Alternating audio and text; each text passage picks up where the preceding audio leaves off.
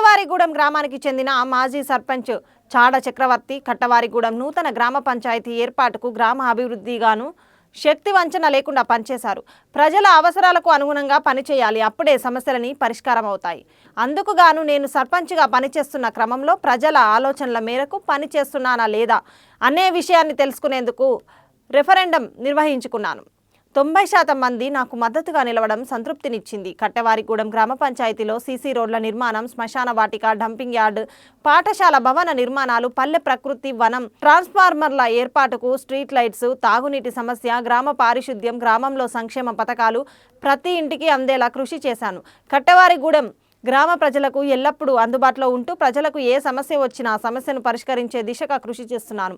నూతన కట్టవారిగూడెం గ్రామ పంచాయతీ ఎన్నికల్లో పోటీ చేయాలని గ్రామ ప్రజలందరి ఆశీర్వాదంతో సర్పంచ్ అభ్యర్థిగా మీ ముందుకు వస్తున్నాను. చాడ చక్రవర్తి.